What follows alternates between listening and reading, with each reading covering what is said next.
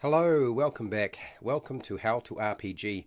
Today it's all about the mechanical side of role-playing games, the basics. And so you see miniatures, dice, battle mat before you because I'll hopefully be demonstrating and also it gives you something to look at other than just my face. How's that sound?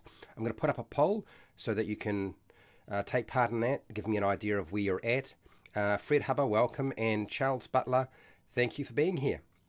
Now, this is going to be a little bit different. Normally, I would do a presentation, and I will be doing presentations, but I will also be stopping and starting and consulting chat as I go. So, yeah, be aware of that. I'm going to certainly explain a lot of stuff. I'm not just going to just here is something, and that's it. I will probably deep dive into a lot of stuff. So we'll be jumping back and forth from the battle mat to my face. So for those of you who are ready, let's get started. And let's hope that my voice holds out for the majority of this. Okay, here we go.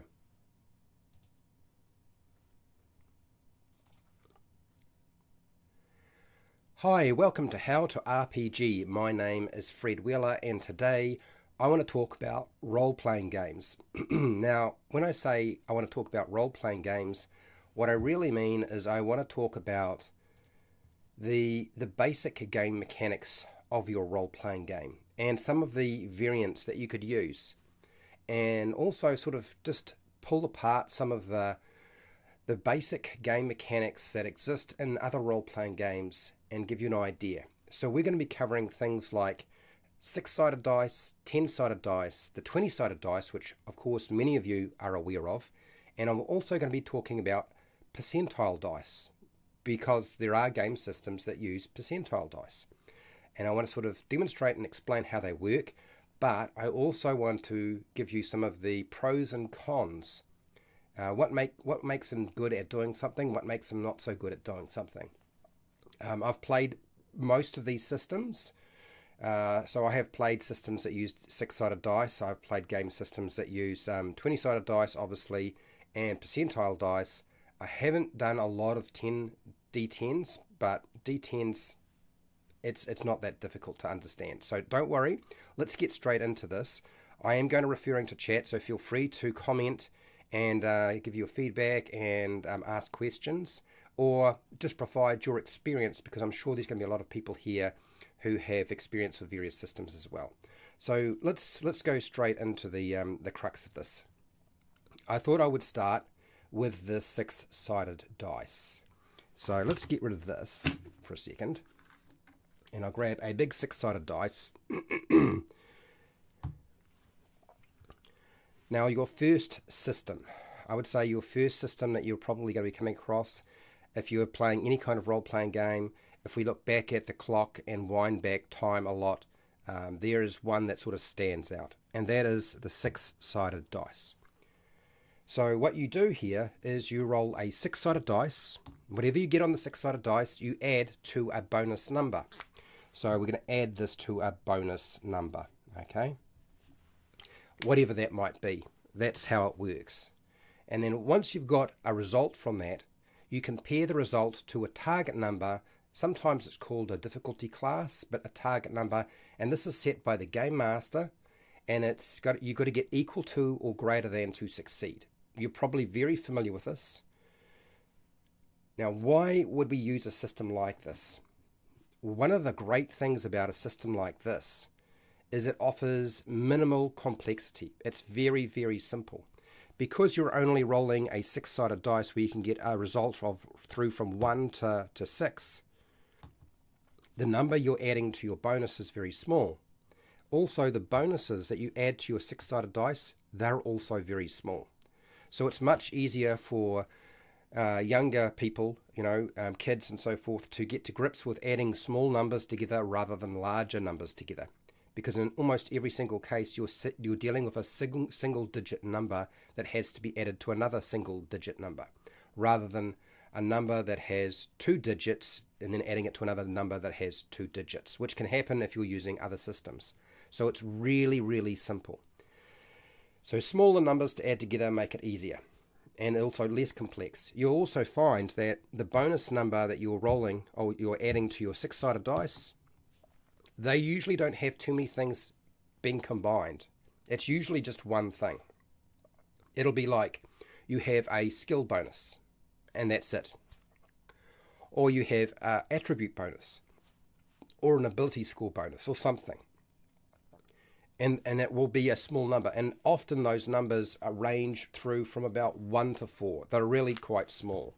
They don't usually go much further than that. You're really only dealing with just a small number to add to there. Okay, there's less variation.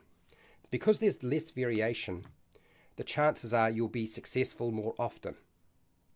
You won't get these extremes where you're highly successful, but if there's a system where you score quite a lot higher than the target number required, there's no additional benefit from doing so.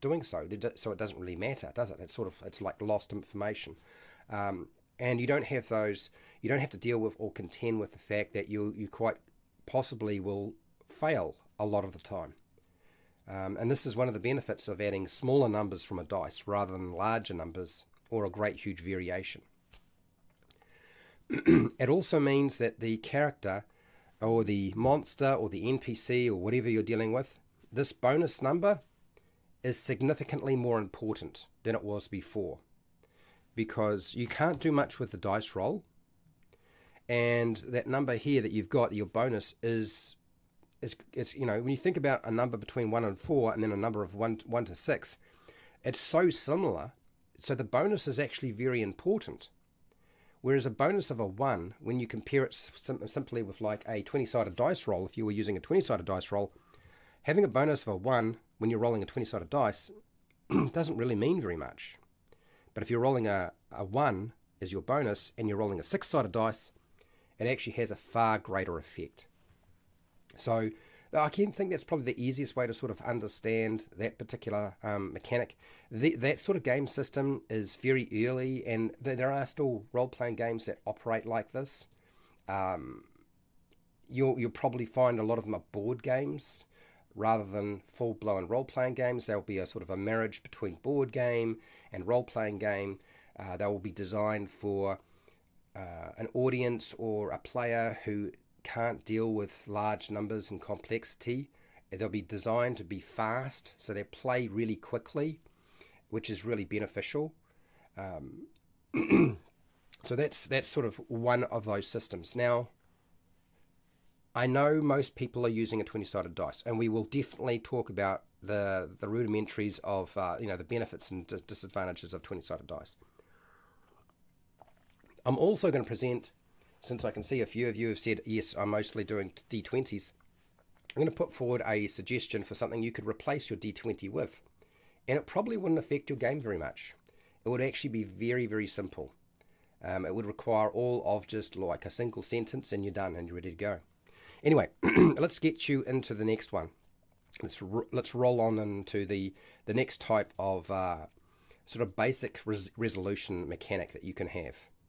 So we're rolling one 6-sided dice, but there are other systems out there. We can get rid of this.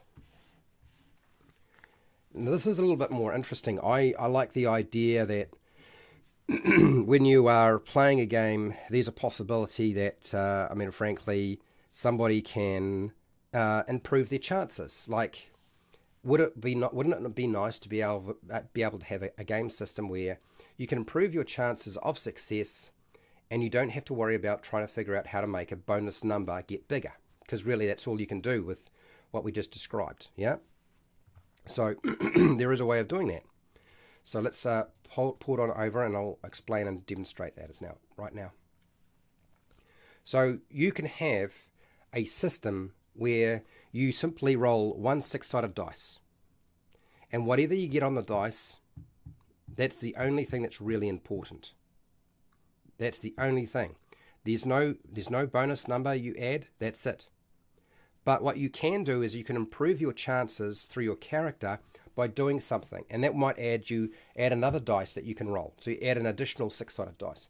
You might be able to add up to an additional 2 6-sided dice to improve your chances of success.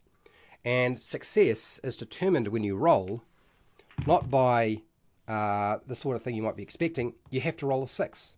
There are lots of systems out there where roll a certain number of six-sided dice, whether it be 1, 2, or 3, maybe even more, and if you get a 6, you succeed. So you have a 1 in 6 chance. You're saying, well, hang on, that doesn't sound good. Well, it does, because if you roll more dice, you've got more chances of getting a 6. You don't have to get more than 1 6, you just need to get 6. And this offers like minimal complexity. Like, it's even simpler than the system I just described. What are the great benefits of this is through your player characters doing things that are going to be beneficial. You can give them more dice to roll. They might have special features that allow them to roll more dice. They might have a dice pool.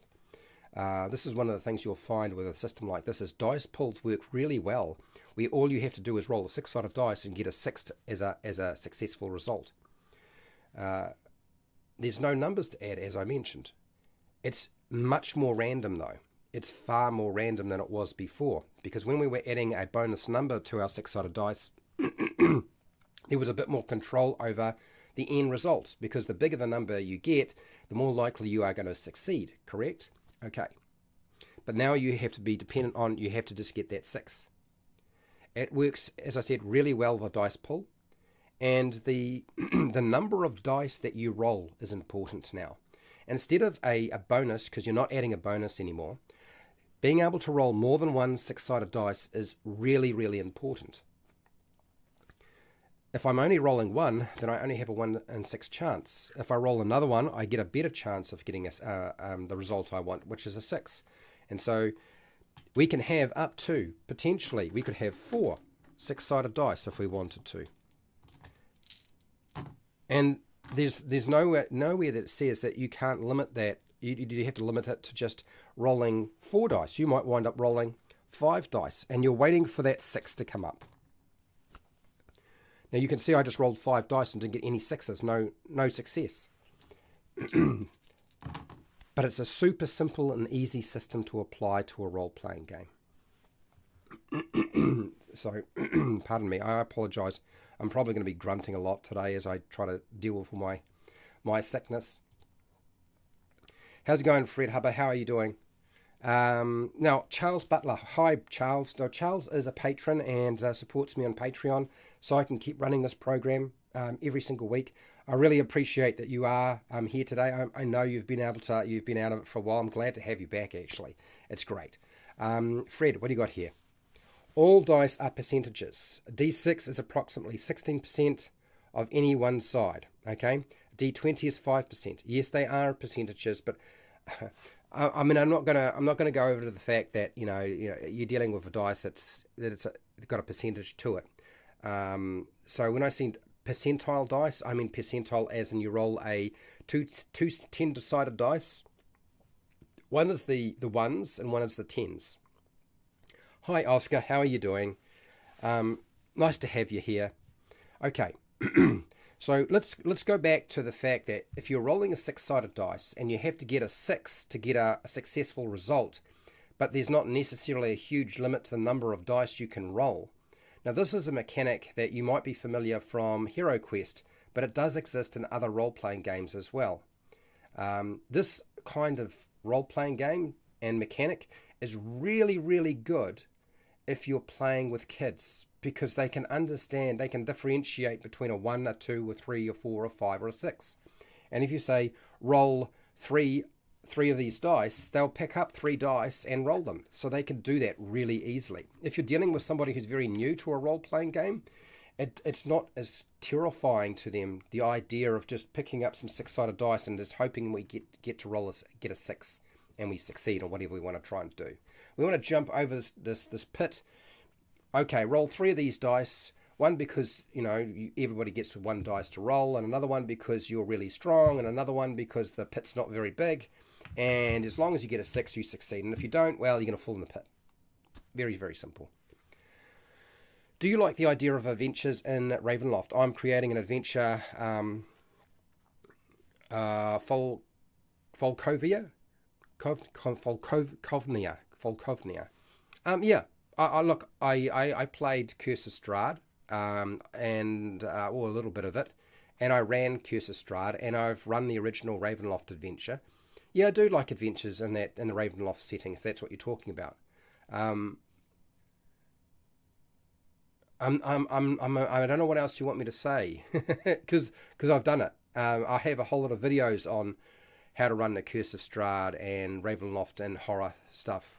So yeah, no, I like that sort of stuff. Okay, so that's that system. Let's move on to the next one, because I want to get through these fairly quickly so that we can open it up to a little bit more discussion around other things.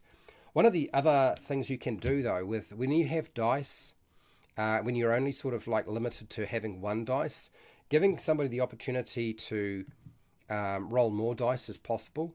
So with a system where you roll one dice and you're trying to get a 6, but you could add more dice, what you can also do is use the advantage disadvantage idea, which is where you roll, instead of rolling one dice, you get another dice to roll, but you get to take, if you have advantage with a 6-sided dice, you get to take the highest number on one of those dice, which is of course what you really wanted before. That's not the biggest benefit. The biggest benefit is when you need to apply a penalty. Well, you can use disadvantage. You say, okay, you've got one dice to roll, but you have to roll another dice, and this is to represent you have a penalty because you're wearing armor. The lowest number on those 6-sided dice is the number you need to select, and you must get a 6 to be successful. So the chances of success are pretty hard now, because you'd have to roll two sixes to be successful. Not as hard as rolling 2 20s, but certainly a way of applying a disadvantage to a system like that. Okay, let me just go on to the next one before I get lost in my string of thoughts and go off on a tangent. It's always possible. Next, let's look at a system where you roll 2 dice. So instead of rolling 1 dice, we're going to roll 2 dice, and we're going to add a bonus number. So we add our bonus number.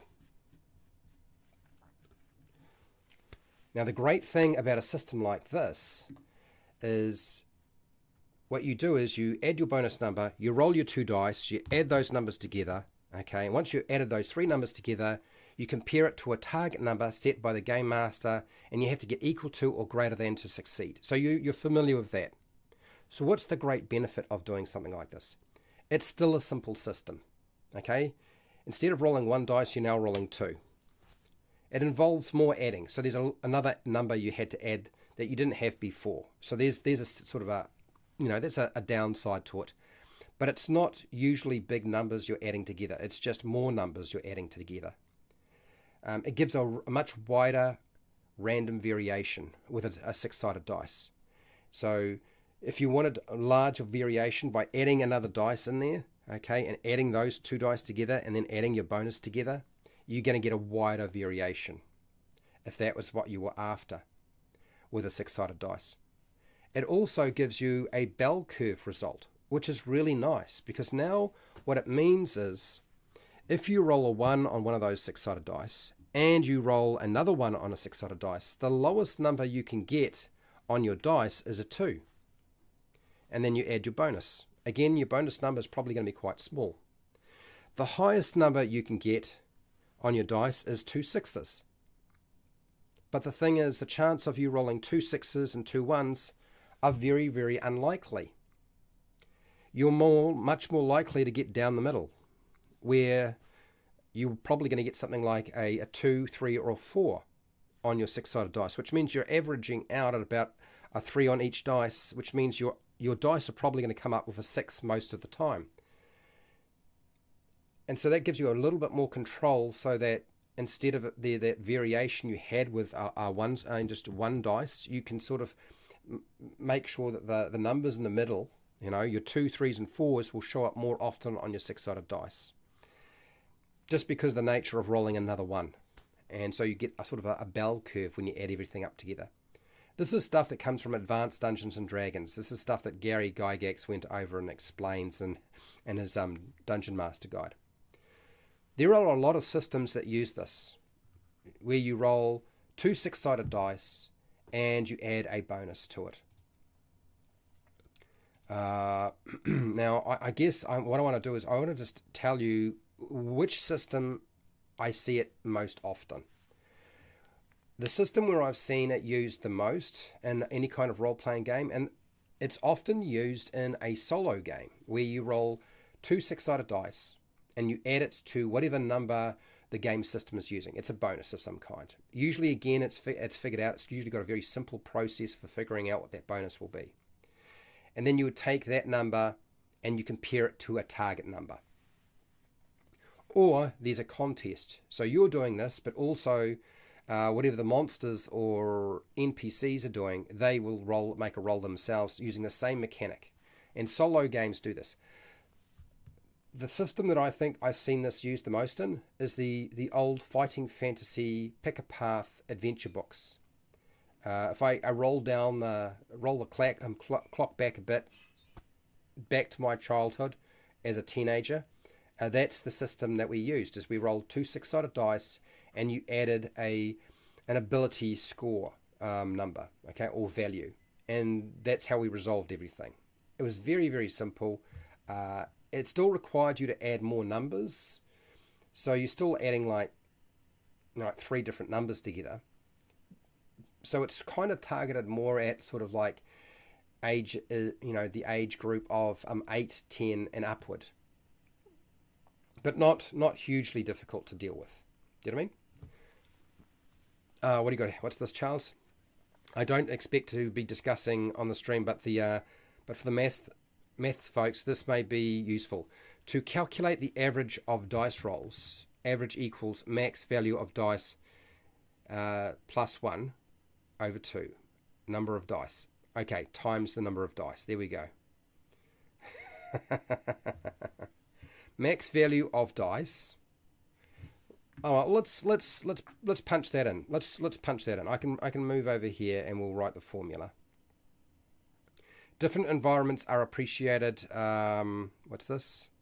Different campaigns, one shots. Exactly. Okay, let's go over here, and I've got my little whiteboard here, so I can draw this up, and we can kind of explain what Charles was pointing out here. How's that sound? So max value. Whoops. Is that an M? Probably not. Let's try again. Okay. Max value. Okay, we're going to take our max value and we're going to add 1. Okay, now we take that and we're going to put it over 2, divide it by 2. Then we're going to take that number when we're finished, the result of that, okay, is going to go multiply by number of dice.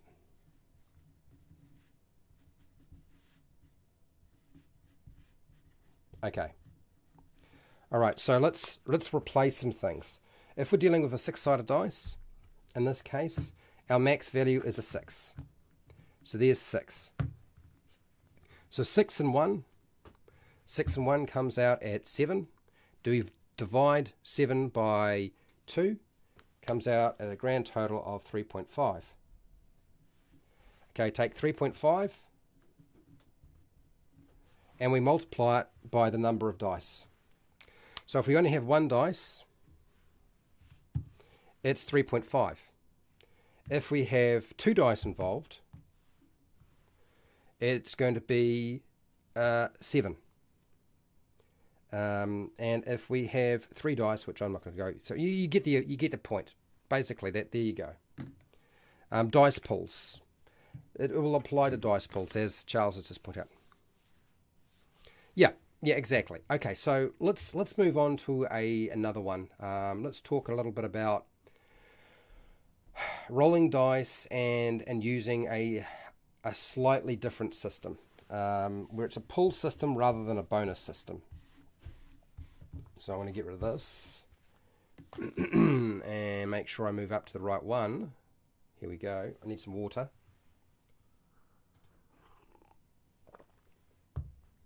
So your next system, and we're still using 6-sided dice, but we're almost to the 20-sided dice, people. So imagine you roll 2 dice to resolve something. And that's all you do. You're not adding any bonus numbers. There's nothing else. You just roll those 2 dice, and that is what's going to make the decision. Okay? And the idea being that if you get a 6 on any of the dice rolled, you succeed. You've seen this before, we just described it with 1 dice. But the thing about using that system and getting to roll 2 dice is now we can apply penalties and benefits.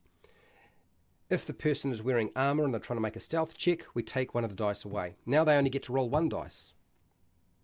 But what if they are wearing hush puppies or slippers? Well, now we can give them another dice as a bonus, so their chance of success increases.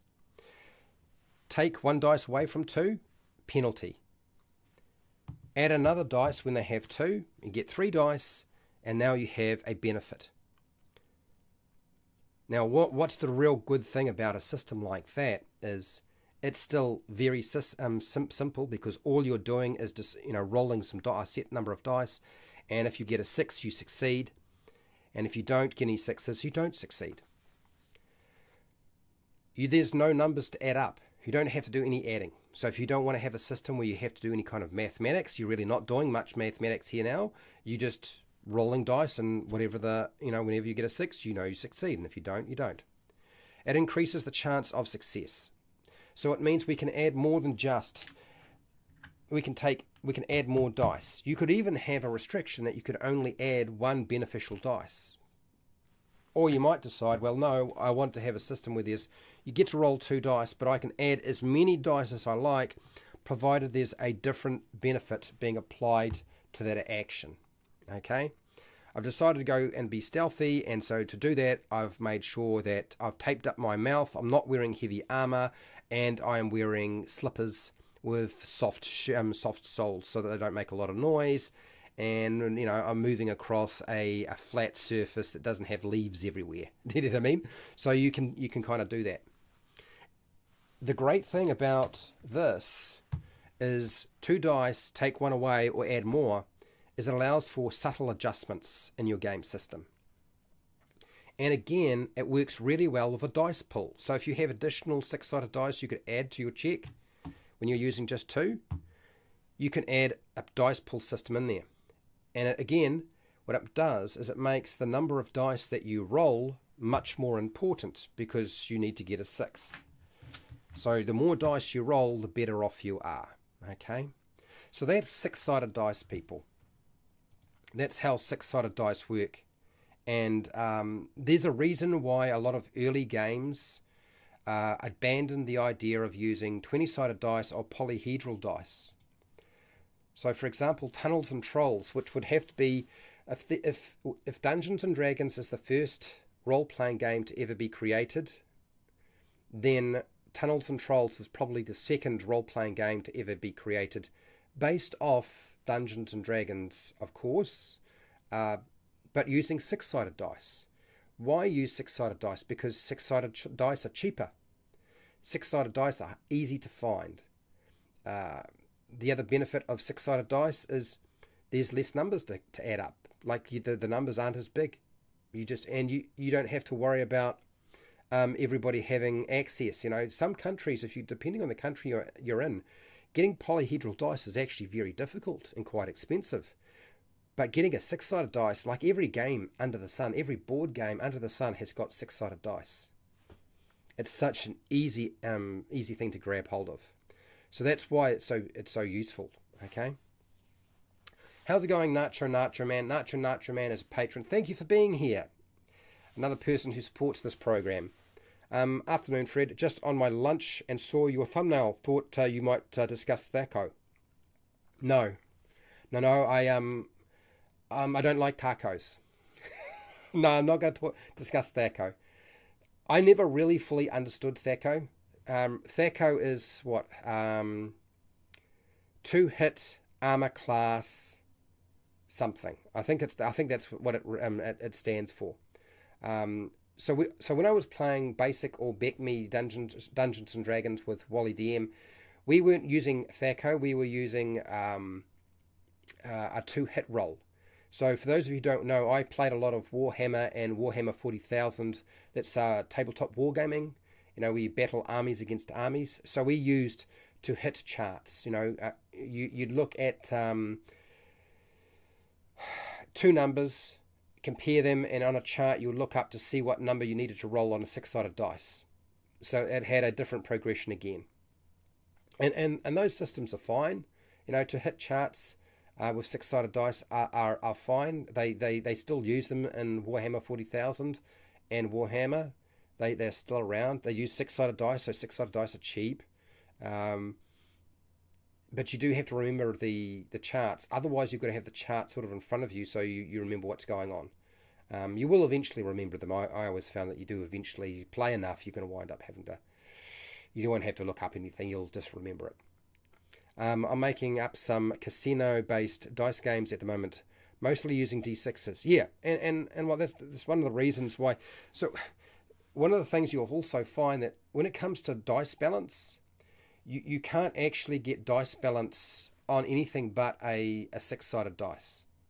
I know you're probably thinking, what do you mean? But it's true. You simply can't get balance on anything but a six-sided dice. And the reason being is that a six-sided dice is perfectly symmetrical. You can make a perfectly symmetrical six-sided dice. What you can't do is make a perfectly symmetrical 20-sided dice. It's too hard. Some of them, theoretically, you could, but a lot of the different dice that you have, 12-sided dice, 10-sided dice, 8-sided dice, your 4-sided dice. 4-sided dice, in theory, you could make that symmetrical. But it's never going to be balanced because it's a weird shape. It's not truly symmetrical when you think about it. When you look at a 20-sided dice, a 4-sided dice, it's not truly symmetrical, really. And so it creates a lot of problems when you look at a dice like that. And manufacturing these things, just manufacturing a cube is just much easier. And yeah, any case, let's move on to the next thing, which I believe is I think we are on to the 20-sided dice. I think we're talking about the 20-sided dice now. For those of you who are ready for that, let's do that, shall we? Let's move on over. 20-sided dice. A bit of water for me. Okay. So, what are we doing here?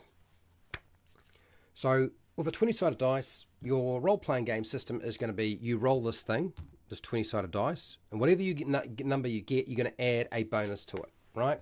You add a bonus number. You're all familiar with this, right? That's it. And then you take those two numbers, you add them together, and you compare that result to a target number or difficulty class, and that's set by the game master, and you need to get equal to or greater than to succeed. And this is how in Dungeons and Dragons we deal with things like skill checks, ability checks, attack rolls, saving throws, stuff like that. All of that is based around that D20. And there's lots of systems out there that are D20 based. Now the problem with a D20 system is it's not the simplest method you could use. It is more difficult to add a number from 1 to 20 to your bonus than rolling a six-sided dice as a substitute. It's just a little bit more complicated. For most of you who are adults, you probably won't have too much trouble. But for children who are a bit younger, in the range of, say, 5, 6, it's going to be a bit harder for them. It requires larger numbers to be added. So what you'll find is whatever number you have here for your 20-sided dice, the bonus number is probably going to start small and get bigger over time. That's the trend. That's how they usually set it up. So that means larger numbers are being added together. It gives a very wide range of random variation with a D20 dice. So you can get all sorts of extreme results. You can get good results, you can get bad results. So what unfortunately tends to happen with a 20-sided dice is your player character or your characters or your players, their actions and what they do are much less important. Okay? What they actually do is much less important compared to figuring out the mathematics behind the game. And that's kind of a shame. Because when you start having to rely on the mathematics of the game rather than the actions of your character, well, your actions don't mean as much. what you really more important is knowing and understanding and system mastery of the system itself and figuring out probabilities rather than actually playing the game, which is like a real shame. So I bet you there's a question that's rummaging through your mind, and I'm saying, okay, so a D20 dice roll is probably not the best way to run your role-playing game. Is that what you're saying, Fred? And yes, I am. I'm actually, that's what I'm saying. And so, Fred, if that's the case, why do they still use a 20-sided dice? Why do we still use a 20-sided dice for our role-playing games? If we get wild variations that really, don't help support the actions of our characters, and they're relying on codified rules and figuring out probabilities and making sure that their bonus number that they add to their 20-sided dice is as big as possible so they can succeed more often. Why do we still have it? Tradition. It's what it is. It's tradition. It's because that's how Dungeons and Dragons was played. And Dungeons and Dragons is the biggest role-playing game out there. And because it's the biggest role-playing game out there and it uses a 20-sided dice, it's never changed its use of dice. It's always retained the polyhedral dice that Gary Gygax decided was going to be the thing they're going to use. So it's tradition. It's not because it's a good idea and it gives you the best results. It's just that's how it is. Now, one of the funny things is if you look at Advanced Dungeons and Dragons, years later, Gary Gygax then went through the process of explaining different dice systems, using different dice and the different ways that the probability could be formed, and sort of left it to the game master to decide what dice will you require your players to roll to decide the success or failure of an action. And I think maybe you need to go back to looking at some of these things where you're like, well, maybe you'll always use a 20-sided dice to resolve an action because its variation in this case is just too much. Maybe I want to use something else. Okay? It has been the norm for as long as D&D's been around. And of course, because so many clones have been made of Dungeons and Dragons trying to cash in on the popularity, but also, the OGL too, the development of the OGL or Open Game License basically made Dungeons and Dragons open source material, which basically meant that role-playing games were almost predominantly going to rely on a 20-sided dice because they wanted to use open source material. It means that if you have a 20-sided dice system and you have to go and play a different game and it's using a 20-sided dice, pretty much the mechanics are identical. You roll a 20-sided dice, you add a number to that, and that's it. So it's very easy to transition from one 20-sided dice system, Dungeons and Dragons, to something else. So that's why they've been doing it for as long as they have. Okay, so let's have a look at chat before I present you with an alternative. I'm going to provide you with an alternative to rolling a 20-sided dice in a second. And we'll also talk about percentile in a second as well. Okay, what do you got here? Fred Hubbard, polyhedrals other than D6s originally were used in teaching mathematics. So maybe that was the case, Fred Hubbard, in the likes of the United States or North America. But I can assure you right now that polyhedral dice were not used in New Zealand and other countries around the world. They were not a standard thing at all. I know that the thing that we would use for learning to do mathematics was blocks of certain lengths, and they had little lines on them. But we did not use dice with different sides. Polyhedral dice that's a thing for North America, buddy. It did not apply to New Zealand. It did not apply to Australia. Like you probably find that most of the world could not get access to polyhedral dice. So mathematics, yeah, maybe in your own country, but not here. And probably in not other countries as well. Okay, now, Charles has pointed out something interesting here.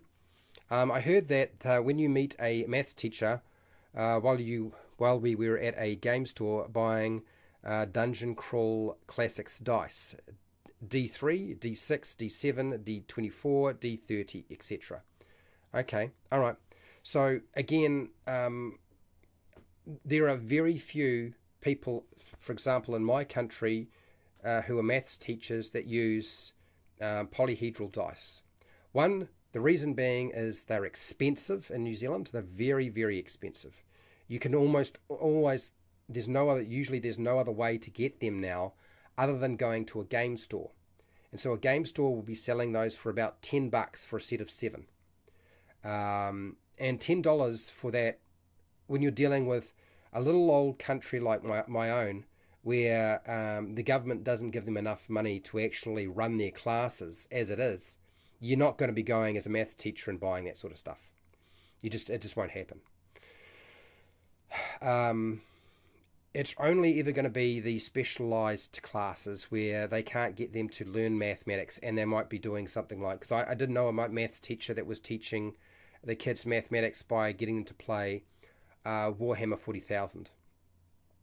But that was a collection of 5 or 6 kids in one class that was specialised, that had been kicked out of math subclasses, the standard ones. Okay, but yeah, if you're in North America, they're using polyhedral dice in their mathematics. Cool. Now, Dungeon Crawl Classics runs into another big problem. So Dungeon Crawl Classics uses a D3, D6, which is easy to get. D7, not so easy. D24, D30, so forth. They have really strange dice. These are almost impossible to get in New Zealand. The most likely thing is you will never get them in New Zealand. The only way you'll get hold of these is if you can buy them online and get them shipped to you in New Zealand, which means you're probably going to be paying even more than the polyhedral dice. It's one of the reasons why, it is one of the main reasons why I will not be going over Dungeon Crawl Classics, because of their dice. It's the same reason why I will not play Star Wars Edge of the Empire, because of their specialized dice that are so expensive. It's just, I just won't touch that. If they weren't so specialized, that would be an issue, but they are. This is too specialized. Thaco, to hit AC 0. Right, okay, thank you. I thought I was close to it. It was supposed to be a simplification by pre-calculation, but it caused confusion. Yes, it definitely did. And converting to a high number being better AC invalidated with it. So many don't understand Thaco. Yeah, I think it's smarter and more sensible to go with an ascending or increasing armor class, with small numbers being less armor and bigger numbers being better armor. I think that's much easier for people to understand. The norm in D20 system is to aim for 10 or higher on the dice being success in most cases. So it's close to about 50-50 as the PCs get more bonuses. The DC armor class they need to beat goes up to. What you're talking about, that's true, but that's actually referring more to Dungeons and Dragons 3.5, 4E, and kind of like 5E. I wouldn't say that's necessarily the case with all the Dungeons and Dragons versions. That's just Wizards of the Coast doing their thing right now. That was when the polyhedral dice originated. I saw them. Yeah, I thought neat. Yeah, yeah. So let's go on to the next one. I've gone over the D20. Let's look at an alternative that you might want to consider. You would still be using a D20 system, but you wouldn't be rolling a 20-sided dice. Now, I know you're thinking, Fred, that makes no sense whatsoever. Yeah, well, that's what you get here when you come to my channel. you get strange things. So let's present you with another possibility here. Something that should make things a little bit more interesting. And that is, you've got a 20-sided dice. Let's get rid of that 20-sided dice. Okay?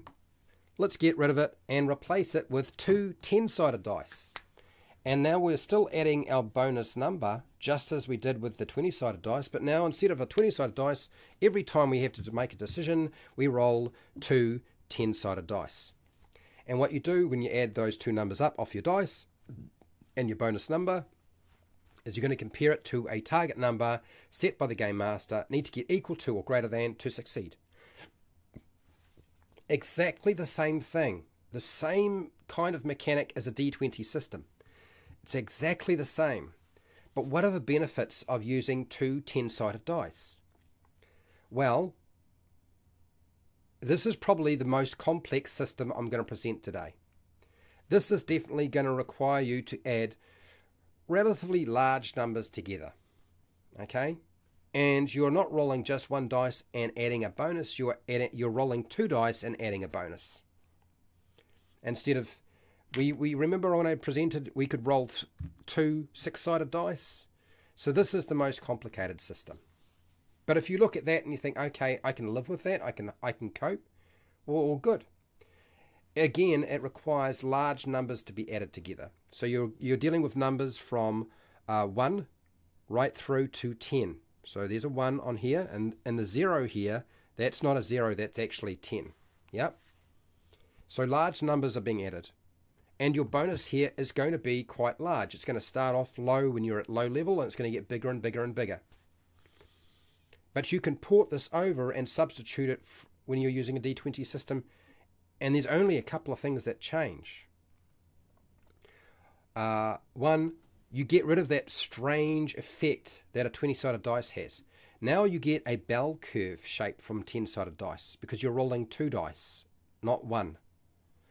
And it generates less extreme results from than a 20-sided dice roll.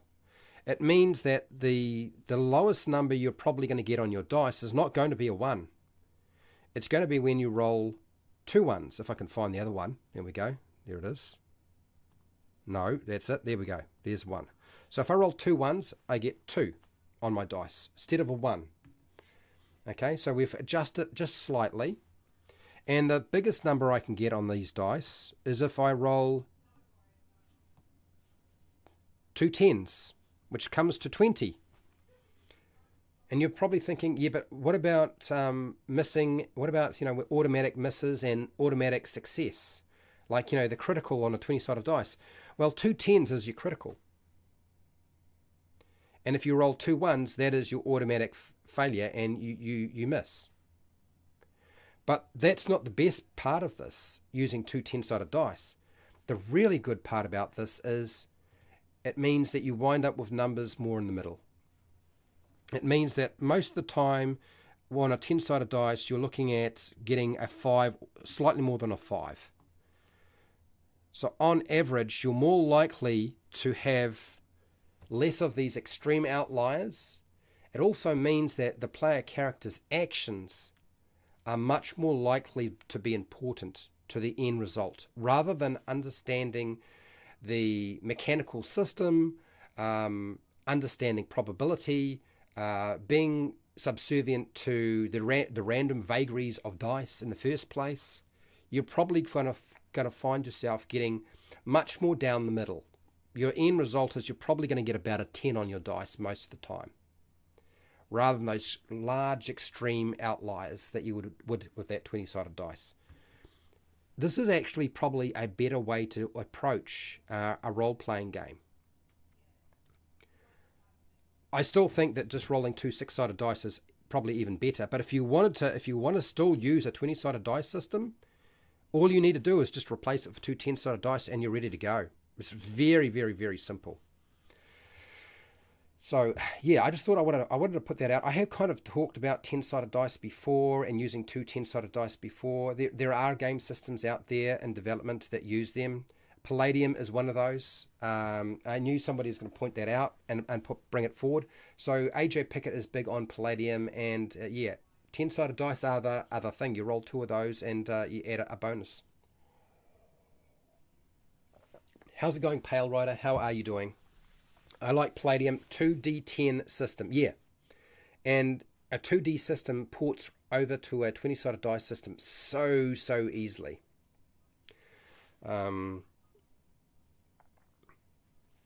Yeah, so for those of you who are interested in a D10 system where you're rolling two 10-sided dice and you kind of want to integrate yourself into that kind of game system, I can assure you, if you go and check out, if if you go and check out AJ's channel, he has started doing some videos on Palladium and D10 systems.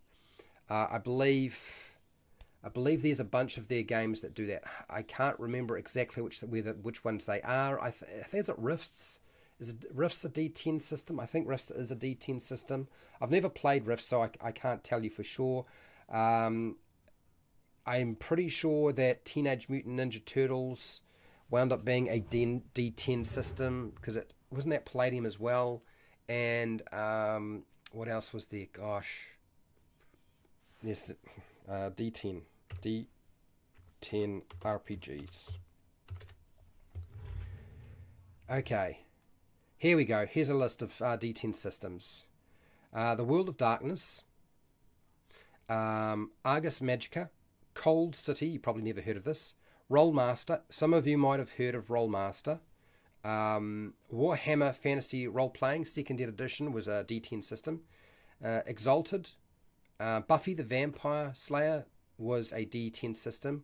All Flesh Must Be Eaten, it was a D10 system. Rain, Cyborg Commando. Legend of the Five Rings, 3rd edition. So Legend of the Five Rings is based off, you know what, you know, I can't say it, but you know what I'm talking about. Dungeon Quest, that was a D10 system. The Wayfarer's Song, it was a D10 system. Cyberpunk 2020 was. Harp Fantasy was a D10 system. Immortals, The Invisible War, Star Trek, the role-playing game, was a D10 system. There's many, many more. Army of Darkness, it goes on and on and on. So lots of different game systems have used D10, and it's a really smart way to go. Very, very clever way to go. So I highly recommend, if you want to clean up your 20-sided, your 20-sided game system or your rule system, if you want to tidy up your Dungeons and Dragons, like, I don't understand why Wizards of the Coast doesn't just throw off the hackles and say, we're shifting to 2 10-sided dice. Do you know why? Because the mathematics behind it and the probability is just a better idea. But they haven't.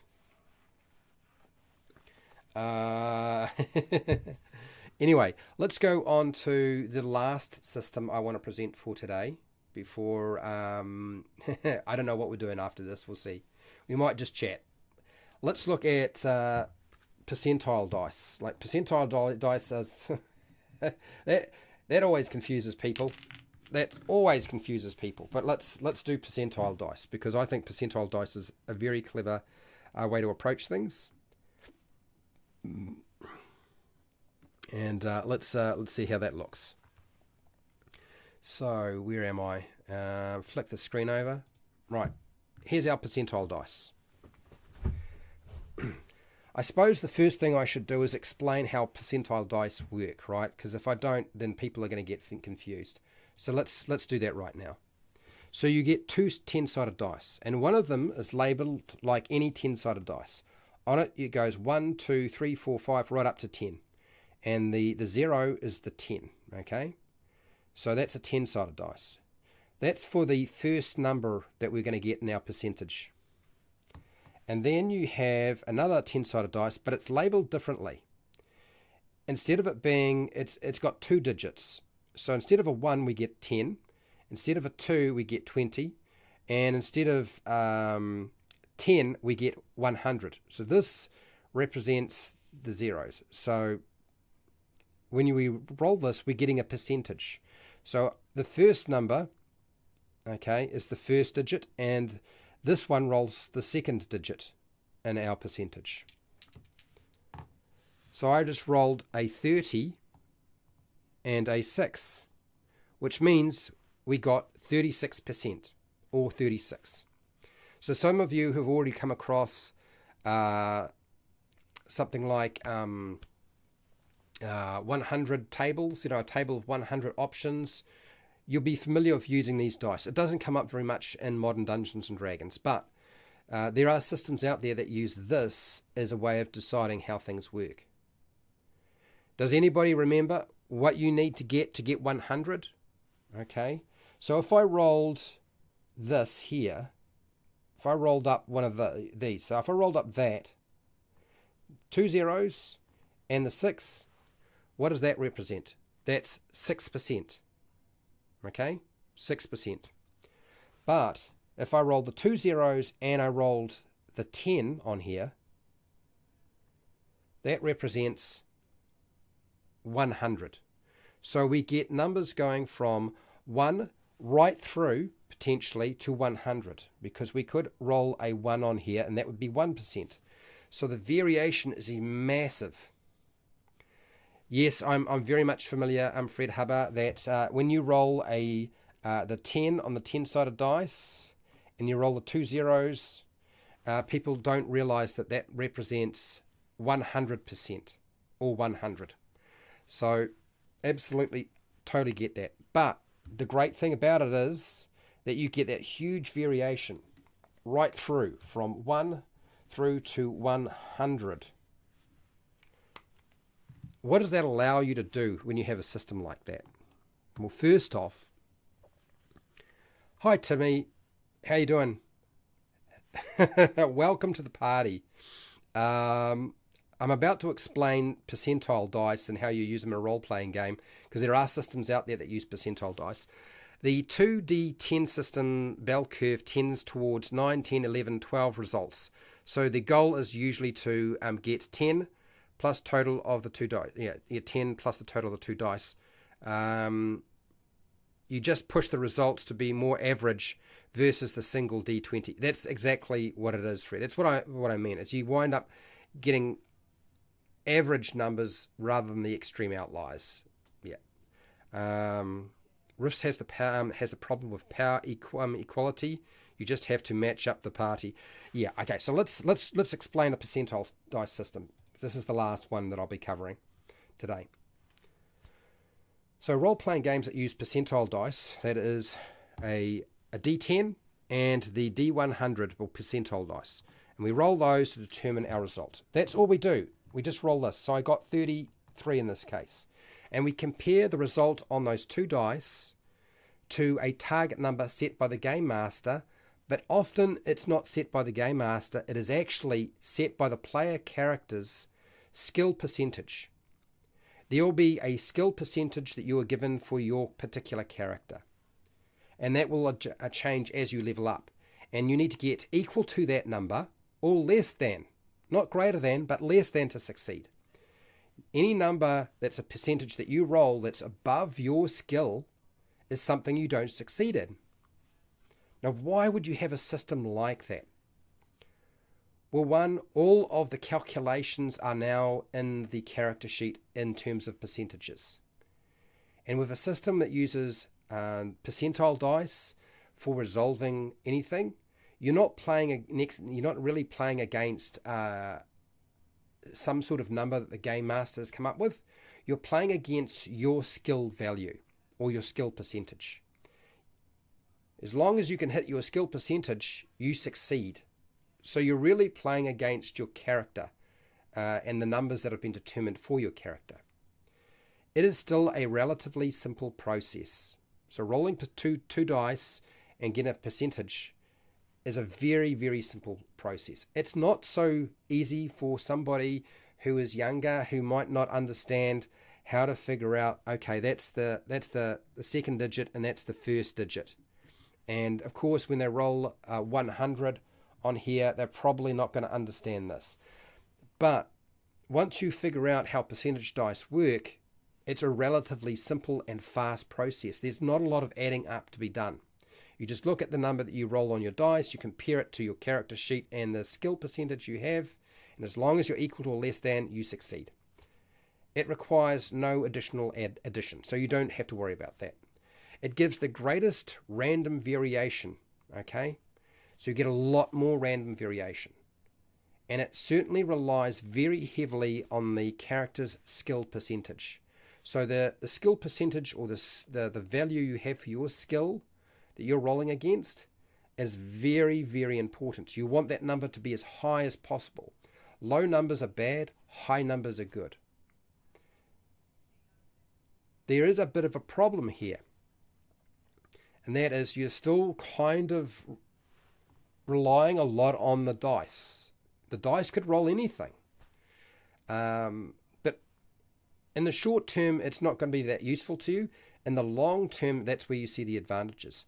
One of the great things about a percentage system, though, is that you can make very small incremental changes. Because you have a range of 1 to 100, you can make very small adjustments in terms of the percentage likelihood.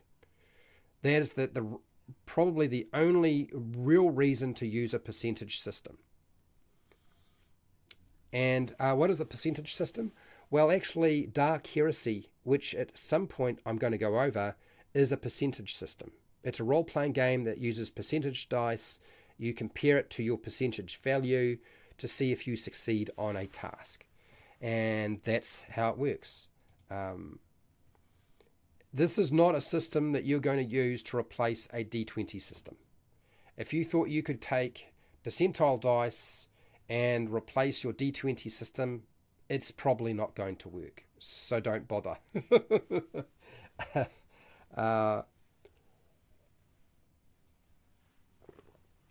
I'll tell you now, I'm not a huge fan of a percentile dice system myself. I've always found that percentile dice have confused people forever, and a lot of people are so familiar and so used to the idea of roll a dice, add a number to the dice. If you get equal to or greater than, you're all good. As soon as you start saying if you get equal to or less than, you succeed, it just sort of is complete opposite direction, and people get confused. I'm not beating up on percentile dice game systems. I'm just saying that I think it causes confusion, just because most people find it much easier to understand equal to or greater than as a general rule. Okay, pardon me. Now, what do you got here, Fred? D20 also worked for skill checks when they were rolling versus your stats. Yeah. Your stats or lower succeeded, roll a strength check. Yes, strength equals 14, get a 14 or lower to succeed. Now, there's one other thing, and I'm not going over it today, and that is, it's not a very popular role-playing game, and that is a fate system. Now, a fate system, usually your bonuses are like a 1, a 2, a 3, or a 4. The numbers are very, very small, and you add that to dice rolls. But the dice that you roll are six-sided dice, but they're labeled differently. Now, the only reason I'm not going over this is because getting those sorts of dice in New Zealand is hard, and I have not been able to get hold of fate dice. I have played fate before, but getting hold of fate dice has been hard. So I can't demonstrate it. So how do fate dice work? Well, just because they are a cube doesn't mean they're labeled like a cube. They're labeled with a minus on some sides, a plus sign on another side, and also blank sides where there's just nothing. It's just blank. If you get a blank side, you add nothing to your number or your bonus. If you get a plus, you add 1 to your bonus number that you're going to be using. And if you get a minus, you take 1 away from your bonus number. So it means that you're dealing with very small numbers, and in most cases, you won't be just rolling 1 of these. You might, but you could be rolling 2 of these things, or possibly 3, or possibly even rolling 4 of these dice. Fate is one of those things where the math sides of things is very, very simple, because you're adding very small numbers together, but most of the numbers that you're adding together are off dice rather than from something else. Because with fate, what you're doing is you simply have skills, and your skills might be a 1, a 2, a 3, or a 4. Okay? And these sort of represents different levels of power. And it's a clever idea. It works reasonably well. It runs very quickly. As long as you've got people who don't mind adding up a lot of little numbers together. It can still be done very fast. I don't want to go into the specifics of that. I'm hoping I can come back to this when I finally get access to fate dice, but I haven't been able to do so far. What do you got here? I was literally thinking about how to make D&D work for percentile dice as you were doing the explanation, and then you pointed out not to do that. Psychic. Well, I wouldn't say psychic. Charles, your solution is, as I said, if you want to do something, if you want to get rid of the 20-sided dice roll, is replace it with two 10-sided dice and use a 10-sided dice system instead. As I said, if you get, instead of getting a 20 as a critical hit, it's going to be two 10s on your 10-sided dice. And if it's if it's snake eyes on the two 10-sided dice, then that's a miss. Okay, and you duplicate everything that you had before, and you're all good to go, and you kind of flatten the maths so that 20-sided dice doesn't give you some really whack results, and then it means that your players' actions are actually mean a lot more, and you don't have to do very much adjustment. That's why I put it out there as a think about the two 10-sided dice. Now I want to present another idea to people, and this is going back a little while to an older version of Dungeons and Dragons, but it's also going back to something you may not have seen before, because it's really a thing of my own creation to a certain degree, where you don't roll dice so much. So what I want to do is I want to present you with a system that you can use in Dungeons and Dragons, or a D20 system, so where you roll a 20-sided dice, but you're not really rolling the dice. Now, I know immediately people are thinking, oh no, he means taking 10, taking 20, he means passive checks. No, that's not what I mean. I do not mean that. But I need to go to use the toilet. So I'm going to explain that when I get back in about 5 minutes. Okay? If you give me 5 minutes, I'll come back and explain it to you and how it would work. Okay. That's what I'm going to do. Otherwise, I'm going to lose control. 5 minutes. Arnold will look after you. I'll be back.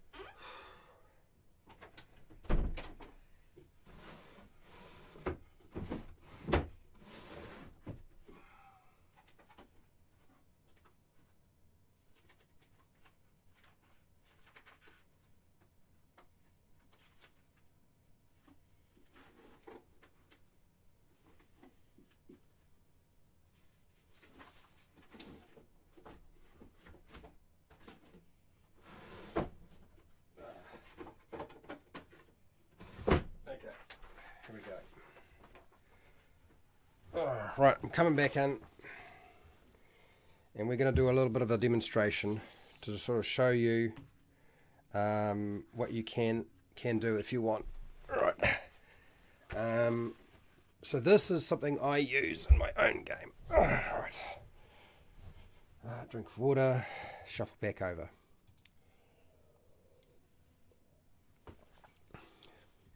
So some of you will know that I have made a retro clone, or I wouldn't even say it's a retro clone. It's heavily based on Dungeons and Dragons, but it's called Mazes and Monsters. It's in draft. It's free on Patreon. And I've included a way of resolving actions that eliminates some of the dice rolling. Why? One, so that actions mean more, and two, to speed up my game. There's a very good reason why I do it. It's because I want to speed up my game, and I want to make the player's actions far more important, and I also want to eliminate a lot of the power gaming activities that take place in my group, which I know they will do. And I always thought that I would have a bad result from this, that they may not respond very well, and we almost all of us have decided that we love using this way of approaching the game. So what I'm going to do is I'm going to show you a character sheet. I'm going to explain how it would work in your game. Okay? All right, let's do this. Here we go. So here we have a Dungeons and Dragons character sheet. Now, for those of you who think that I have stopped playing Dungeons and Dragons 5e, that's not true. We still play a version of D&D 5e. It's just heavily modified. Okay? And we have our ability scores down the side. Now, normally what happens when we do anything in Dungeons and Dragons is if we need to resolve something where there's a chance of failure, we get them to add a number. Okay, we get them to add a number, and then we get them to roll a dice. So, for example, if I want them to make they're going to do something that involves moving something heavy, I would get them to roll a athletics check. Yep. So that would be a +2 in this case. So we have +2 for our acrobatics here on our skill. And then I would then roll a dice and add that number to it. And I might have advantage, might have disadvantage. So I rolled a 3. So having a +2 to your athletics is not bad. It's not a bad score. It's not a negative. But because the dice is so varied, like, it didn't mean very much. Yep. That's based off our modifier and any sort of proficiency bonus we have in Dungeons and Dragons 5e. So I wind up with a result that comes out as 5. And here's the problem that I discovered, and you probably have noticed it yourself, that even if I didn't have a small number and I had a bigger number, a 5 is usually going to mean you don't succeed on something that's, meaningful. Something that's quite between medium and hard. You're probably not going to succeed because a 5 is not really very big. So maybe I have a different skill here on this character sheet. Maybe I've got something that gives me a +3. So I'm going to do an animal handling and try to control my mount that's trying to run away. Okay, instead of that, I've got a 3. So we get rid of the 3, and we add this, and I get a 6. But if I rolled a 3 on my 20-sided dice, again, it doesn't matter that I had a 3. You see, the numbers have to be quite large for them to actually have any kind of impact. I'm much more reliant on this number than I am on the dice roll itself, because the dice roll is just so random, and this is one of the hassles that I found in the game. But there's a solution to this. If you really want a solution, there is a way of doing this, and that's not passive perception. It's not taking 10. It's not taking 20 or anything like that. Because there's a number on a Dungeons and Dragons character sheet that nobody uses. We use it initially and then we stop using it. Do you know what it is? It's actually the ability score itself. Not the modifier, because we use the modifiers for doing all our calculations. But the actual ability score. So we have a strength score of 14. It's a little number right here on the underneath in the circle. It might be a bit hard to see in the screen. We have a dexterity 16. Which is a pretty sizable number, right? We have a constitution, that's a 15. Intelligence is 11. Wisdom is 13. Charisma is 9. These aren't small numbers. So this is what I do. If I require them to make an ability check or a skill check in my game, I don't get them to roll the dice straight away. No, the first thing I say is, what do you want to do? Oh, okay. You want to move the rock that's in front of you. And they say, okay, do I make a strength check or an athletics check? And I say, no. Tell me what your strength score is.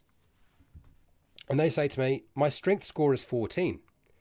Well, a strength score of 14 is actually quite good. So I take that 14 and I compare it to the DC I have set for my big rock. And if my big rock that they have to move has a DC of 14 and they have a strength score of 14, then I simply allow them to automatically succeed without rolling dice.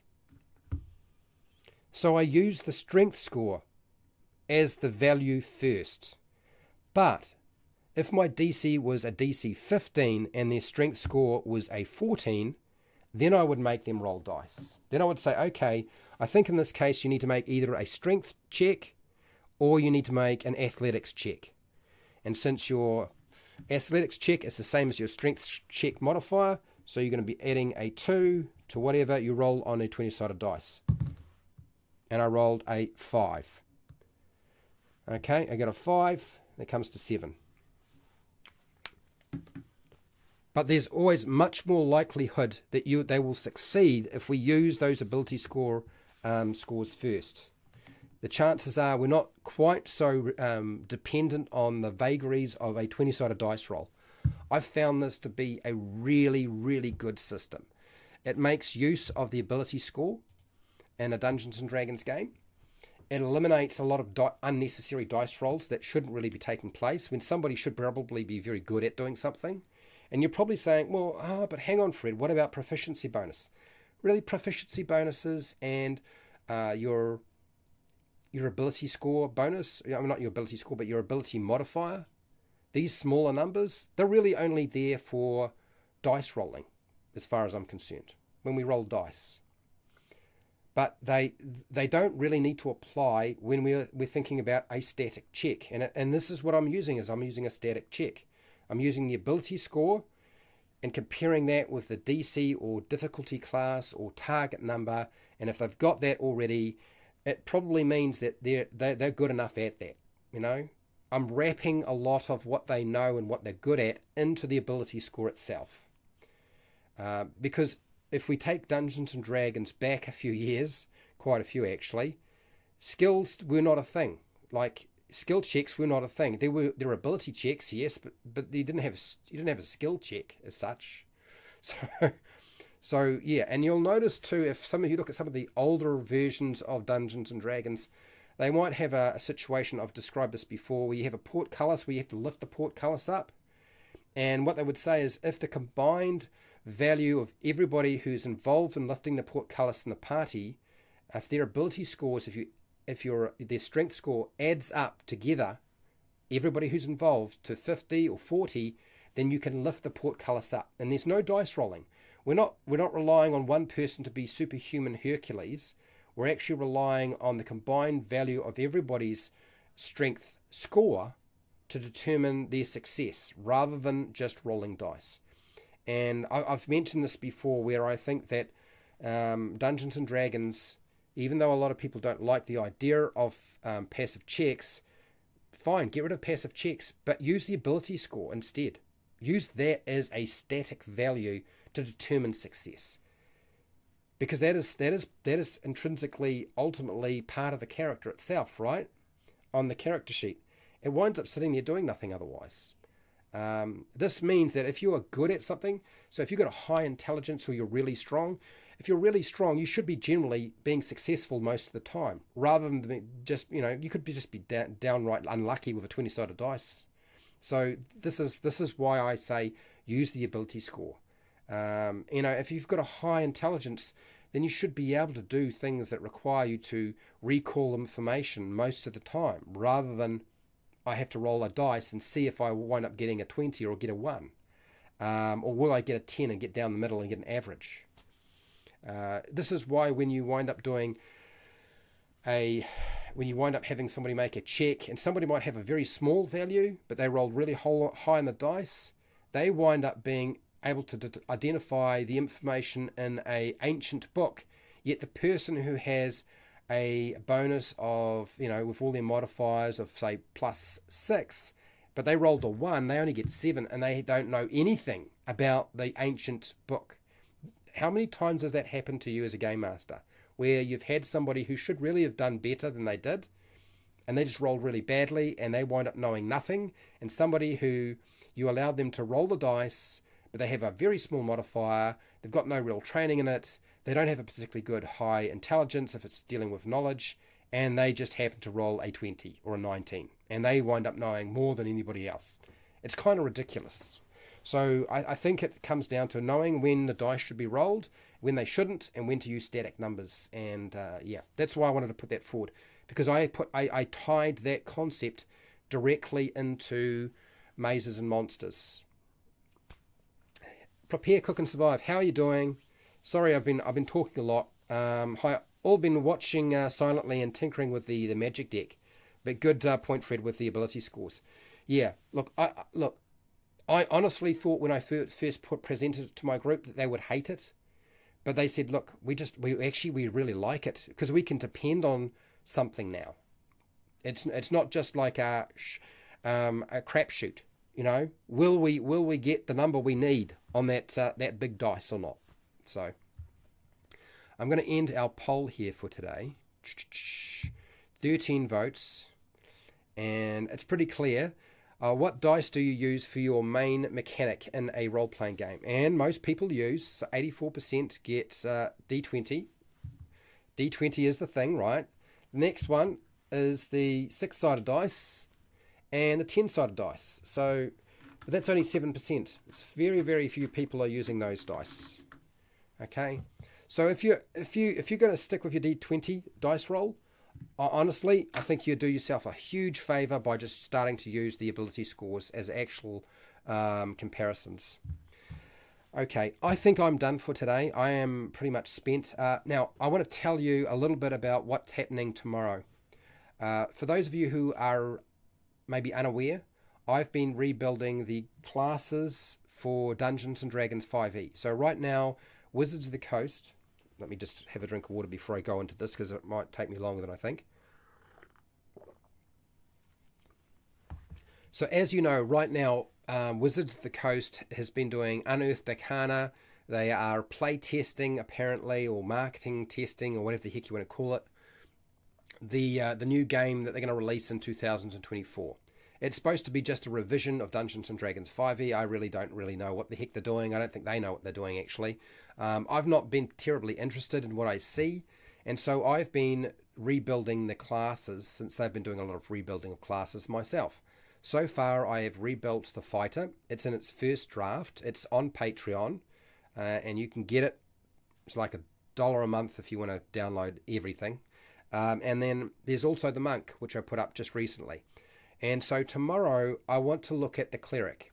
Now, why am I doing those particular classes in that order? I'm doing those particular classes in that order because those are the classes being played in my home group right now. And so the time is going to come where I'm going to start applying some of the stuff that I've made to my home group, who are almost all of them are power gamers, to tear apart, because I know they will. They'll find every little problem there is to be had in that game system as soon as I start doing that, and as soon as I start presenting them. So yeah, okay. So I'll answer I'll answer your statement, Hubber, in a second. So so I'm going to probably spend 4 or 5 hours tomorrow. Start early, just like I've done in the past, and rebuild the cleric. I wanted to do the cleric. I could do the rogue, but I don't really feel like the rogue needs that much help. There's not a lot of work to do, so I'm going to do the cleric instead. And it's because one of our people who are playing a cleric, I think they could do with a few things that would help and help guide the game master. Now, I expect it will probably take me at least 2 days, 2 sessions, 2 live streams to get the cleric to a point where it's at least a first draft. So that's what I'm going to do. I'm happy for you to come along, see what I'm doing, give your feedback, steal a few ideas along the way. Hey, it's cool, fine with me. I know a lot of people, if you're jumping into something like this, you're about making your own game system or making adjustments or changing the rules in some way. And so I'm happy for you to come and hang out with me and do that, because that's what the whole point of it is in the first place. You're probably thinking, well, Fred, are you going to do that for all the classes? Yes, I'm going to cover all the classes, and I want to rebuild them the way I would want to play them. As I've said before in the past, I'm sick and tired of playing Wizards of the Coast, Paizo, Kobold Presses stuff. Everybody else is just keep making stuff, and I don't. It just doesn't fill the niche that I want. Or my home group, if we keep whining and moaning about stuff. So I said, well, let's stop whining and moaning, and let's just rebuild everything, and we'll make the game that we want. And that's what this is all about. And I bring in you along for the ride if you want to come. And I'll put everything on Patreon, because that's where it probably needs to live. And it will get adjusted. I can assure you it will get changed quite a bit. But that means by the time Wizards of the Coast releases their 2024 new system, wherever that is, probably near the end of the year, I'd imagine, of 2024. I can't imagine it'll be the very beginning. They've got too much work to do. I should have rebuilt everything and mostly got a lot of the kinks worked out, I hope. I don't know that I can work to the same time frame. I'm not going to put a time frame on what I'm trying to do. I'm simply going to put a time frame on I'm working to try to complete all the drafts before Wizards of the Coast puts out their stuff, and have done some play testing as well. Okay? And if it all works out and the remastered classes look all right, then I will release them as a printed product. Something that you can buy off Drive-Thru RPG. I'll send them off to a bookmaker, somebody to make up the artwork and lay everything out, and you can buy it off, say, Drive-Thru RPG or whatever the heck it is it's going to be. I don't know. Because I'm not really a bookmaker. But at least I've got part of a brain, so I should be able to, I think even the average person can do a better job that Wizards of the Coast is doing. Now, going to Fred Hubbard's statement, who says, I blame Crawford, which is Jeremy Crawford, for everything wrong with Dungeons & Dragons 5e. I don't blame Jeremy Crawford for everything that's wrong with Dungeons & Dragons 5e, because there's a lot of stuff there that's good, okay? I think what you've got to understand is that Chris Perkins, but particularly Jeremy Crawford does a lot of the rules stuff. Chris Perkins is doing the story stuff at Wizards of the Coast. They are at the beck and call of their masters, which is those people above them. Okay, they're the managers above them. They're the ones who make the final call on everything. So they have to actually follow whatever they have been told. Okay, don't make too many changes. Make some changes. Make a new rule system. We want something out by this date, and we want to try to boost and not lose sales. I mean, these are all the things that they're getting. This is why we're not making a new ed edition. There's no going to be no more ed editions anymore. Because they want everybody to go and buy the new books, right? This is just, corporate organizations putting the pressure on those people in the creative seat, and they have to present no matter what. When you watch those videos from Jeremy Crawford and anybody else in the design team or Chris Perkins, everything they say is probably already been vetted by a PR person to ensure that the company is not put in a bad light.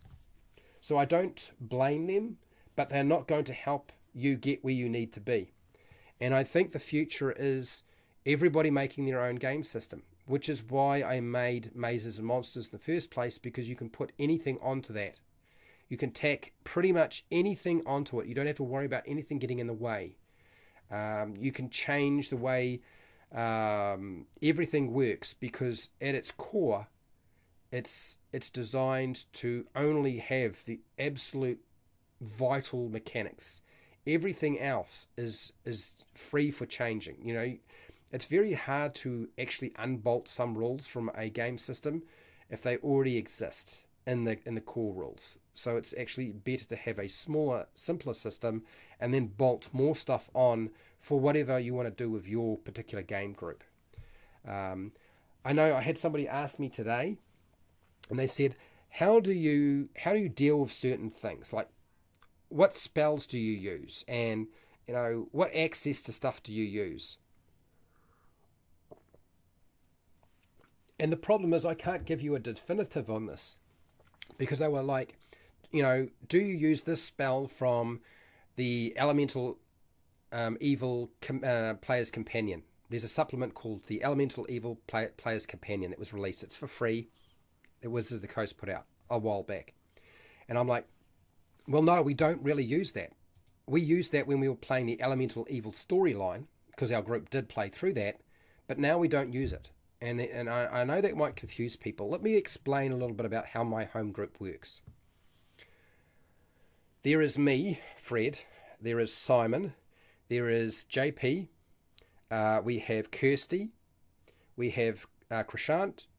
And we have John. Now, John is a game master as well. Okay? Krishant, I don't think has been a game master before, but don't worry, we'll make sure he does his turn. It's coming. Kirsty is also a game master. She's been a game master, run a campaign for a couple of years. JP, also a game master, and ran a campaign for about a year and a half, if not a little bit longer. Simon is right now currently our game master in our group. And I am the game master who has probably done most of it in the last few years.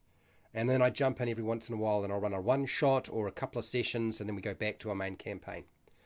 So everybody in my group is a game master.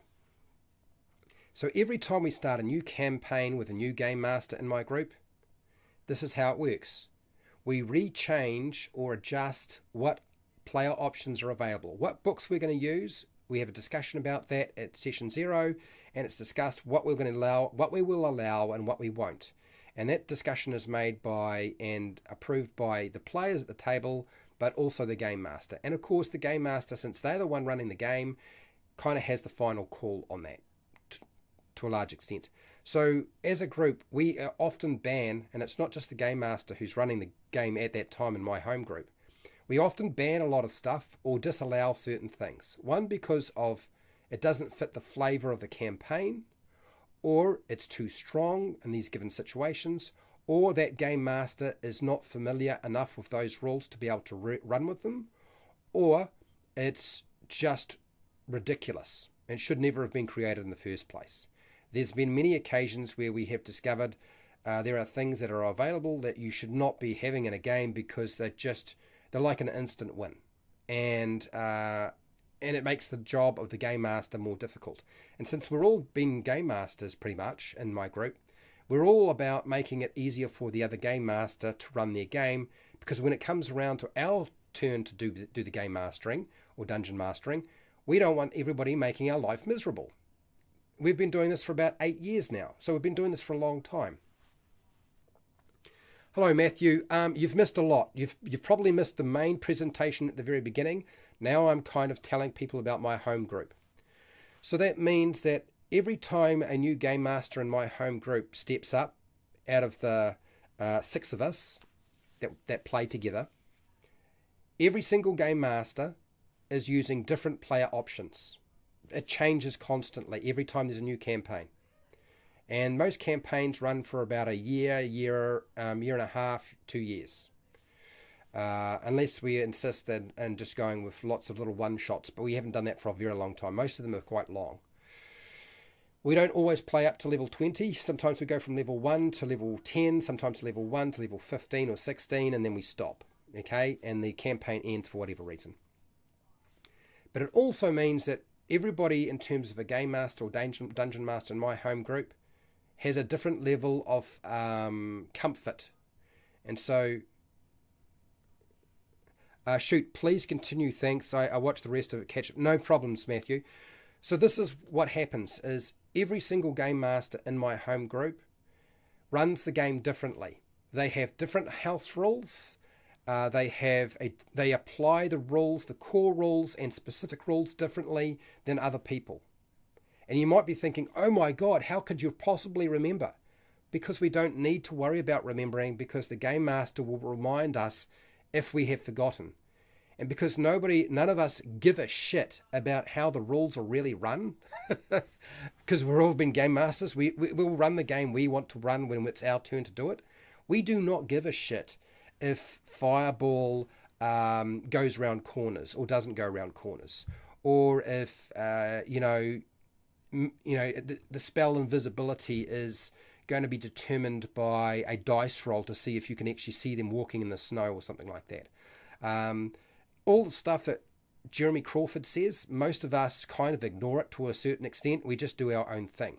So everybody's at a point now. Hi, how's it going, Itchy? Everybody in my home group is at a point now where we're so flexible and we have to deal with so many different adjudications and rulings from different game masters that we're really not tied to one way of playing the game.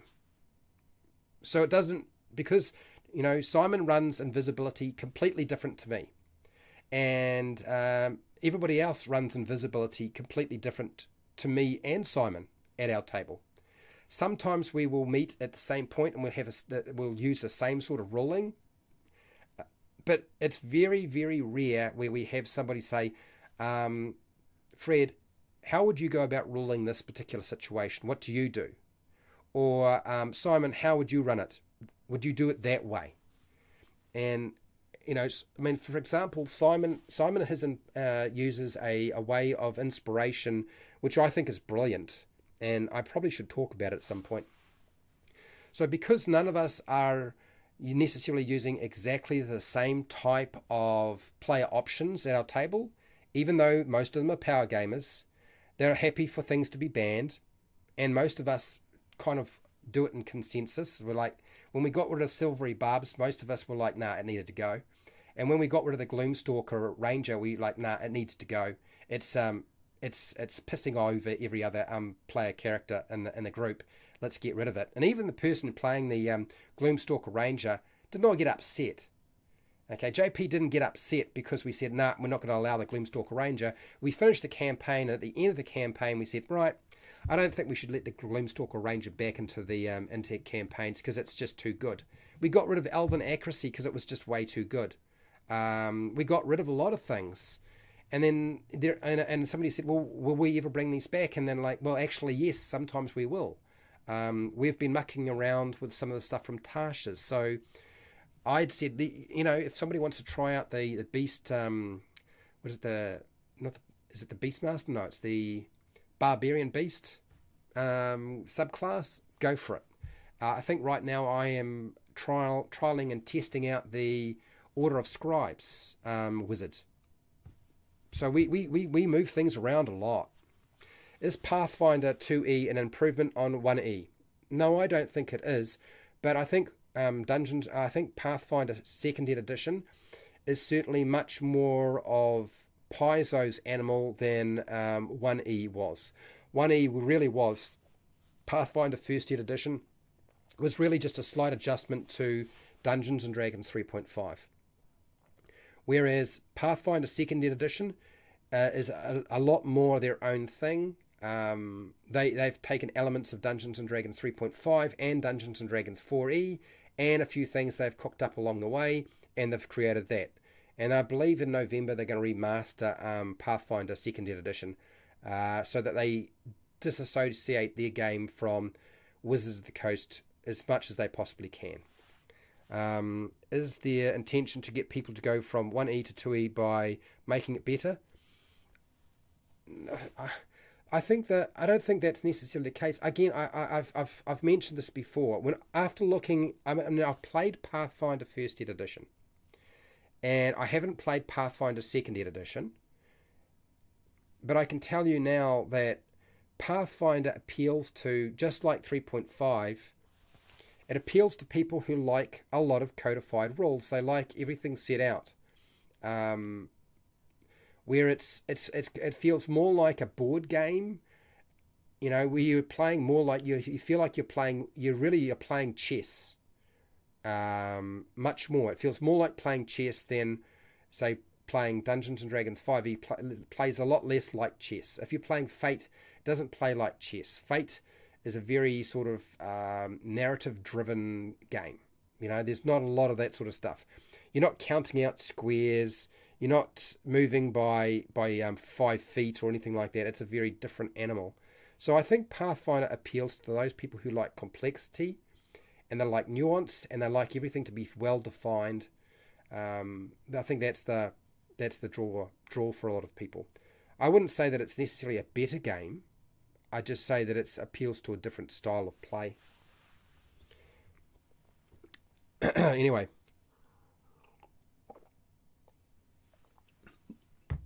so that's me now. So as I said, tomorrow I'll be rebuilding the cleric for Dungeons and Dragons 5e, making it compatible for 5e. I will be getting rid of anything that I think is going to be a problem. I'll be adding in things that I think it should be there. I have a big issue with a lot of the high level features in 5e character classes, because I don't think they do what they need to do. I think a lot of the high level features in the character classes are very poor. Next week, what am I doing? I thought what I would do is I would cover various roles for basic combat. So next week, same time, same day, I will cover some variations or variable rules that you could use in your role-playing game that are around basic combat. So what would we be looking at? We'll look at initiative. We'll look at probably inspiration a little bit, because inspiration is one of those things that people either ignore, have had enough of, or do their own thing.